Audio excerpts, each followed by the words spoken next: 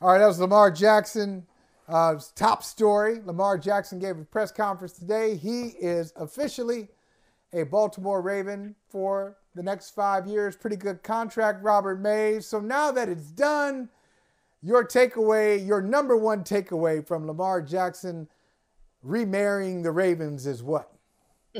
I'm excited. I mean, that's my first takeaway, is that I can't wait to see it, because they hired Todd Monken this offseason. And when you look at the offenses that he's run at Georgia and then even back in the NFL, those Bucs teams with Mike Evans and Deshaun Jackson and Ryan Fitzpatrick were just endlessly entertaining.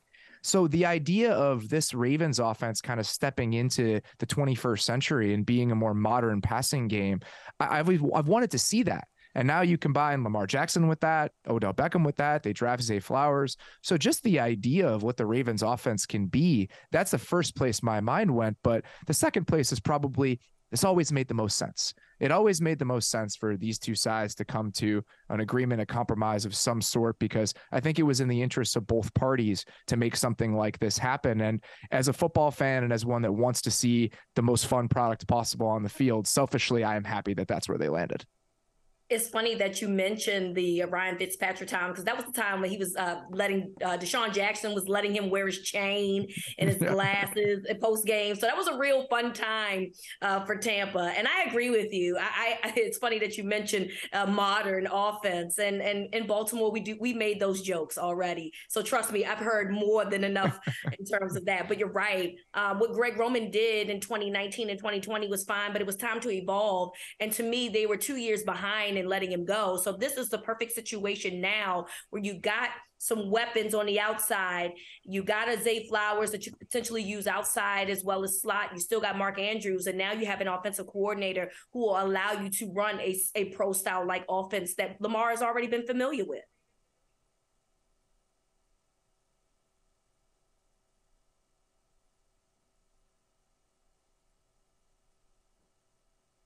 What do you think, Robert?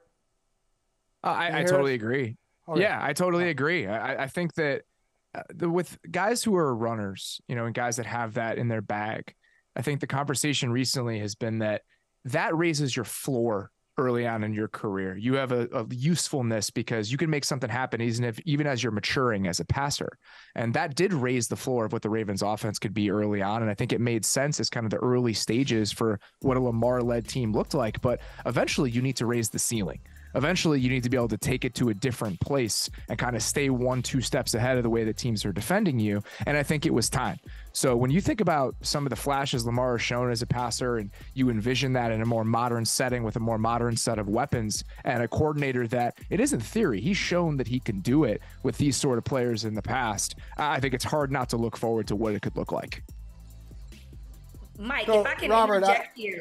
Mike, if I can interject here, because I want to know your opinion too on this. How do both of you guys view, now that Lamar is signed to this 5-year extension, how do you view this playing in the AFC in general? It's already a very thick conference. Clearly, Kansas City are the front runners, but how do you see this playing along? And Mike, I'm curious to know your thoughts as well. Robert, you go first, Robert. Mine is going to be quick. I think they're right in the mix. I absolutely do. If you imagine the best case scenario for what the offense can look like, I think it has a chance to be really good. The offensive line is still full of good pieces. They did a good job rebuilding that group, like just very Ravens stuff. Like we're signing Kevin Zeitler after he gets cut, and doing quiet stuff like that to kind of build that group. And then on defense, they again Ravens stuff. You signed Rocky Sin yesterday, so it doesn't affect the comp pick formula. You still have depth at those spots. They could always use a more traditional edge rusher. I think that's the one spot where they've struggled to find somebody, and piecing it together with the Justin Houstons of the world. But I thought Mike McDonald did such a good job last year, and I thought they really hit their stride in the second half of the season. So if you project some of that success moving forward, I absolutely think that they could be a major player, even when you consider how loaded the AFC is. I love the way you said Raven stuff, and I love Lamar Jackson. But Raven stuff is what I'm concerned about, because I'm wondering if we're at a point in football, if the Ravens' offensive approach with their offensive personnel is enough to keep up with the big dogs. I still see some questions Odell Beckham Jr., big name, but a big question too. Nelson Aguilar, y'all, come on. Come on. Aguilar is a question. Bateman is still a question. Zay Flowers, a question. Now, they may have great answers, but right now, it doesn't have the certainty of Josh Allen's got certainty in Buffalo. Joe Burrow's got certainty in Cincinnati. Patrick Mahomes got certainty in Kansas City. And they've got still too many questions for me in Baltimore. As a matter of fact, the Jets have more certainty with their offense than the Ravens do. Oh, so that's all up. Yeah, they do. Look, they added a quarterback. They're number one. Rita, you take their number one over yours. Oh, you take Garrett Wilson over any. You wouldn't take Garrett Wilson over anybody you got. I'm not talking about the tight end, receivers. Nah, you take Garrett Wilson over any of those receivers. I hear you. I get it. I understand why we like Garrett Wilson so much. I don't know for sure Bateman is going to be that guy. He can't stay healthy. So to me, that's an unfair question. I hear you. The quarterback situation is solidified in New York, but come on. We still don't know how this is going to play out. Come on. Michael, maybe New York is a stretch. New York may be a stretch, but the other one's solid. Michael, Nelson Aguilar may be a question, but Nelson Aguilar would have been the best receiver on the Ravens for long stretches of the last 2 years. I think it's about the upgrades that you're making. The idea that Devin Duvernay was number 2 and they had to sign Demarcus Robinson off the street and he was a real player for them last year. If you look at the depth chart, even if it's simply an idea now, compared to what the depth chart looked like over the last 2 years, it's unbelievable. I mean, the upgrade and how many spots they've improved, it slots everyone down back, I think, into their rightful place on a wide receiver depth chart. It looks like an NFL wide receiver room for the first time in a while. And I think even if we still have to see what it looks like in practice, is an encouraging step in the right direction. He has 100%. I don't know. Correct. Oh, I know you would say that. I know you'd say that, Rita. I'm wondering if you have both in your illustrious careers ever gotten to a job and you ask for anything and the answer is yes. And I think that's what Aaron Rodgers is going through right now in New York. Hey, I want you to hire Nathaniel Hackett. Sure. Hey, how about Alan Lazard? Sure. Randall Cobb? Oh, yeah. We can do that too. Hey, how about this lineman? Yes, come on in. He's having a good time. He's going to, is there a hockey game tonight? Is there a basketball game? Is that whatever is happening? Was he at the Met? He wasn't at the Met Gala, was he? Was he at the gala? He should have been. I mean, he is a man about town, hanging out there with Sauce Gardner at the Knicks Heat game. Tell us about this honeymoon, Robert. And is the honeymoon going to end? When will it end? That's what I want to know. Is it going to end in September or will it be January or February? I'm going with another relationship metaphor. He's got very divorced dad energy right now. Like a very newly single energy right now is what Aaron Rodgers is rolling with. And that's, you know what? Good for him. You know, he was in a relationship for a decade and a half, his entire adult life. And now he gets to, kind of be out there for the first time and enjoy himself. So I don't know how long it'll last, but, the fact that it's starting on this note, it's all you can really ask for if you're the Jets. He's there for organized team activities. He's throwing to those guys. He's developing a rapport with them. And, it's been up and down. He runs hot and cold with how he's interfacing with the organization he works with teammates, with management, all that kind of stuff. But I think that you just try to enjoy it while it's good. And if you can ride that through at least season number 1, and put yourself in a position to be a contender in the short term, then this was a bet that was probably worth making.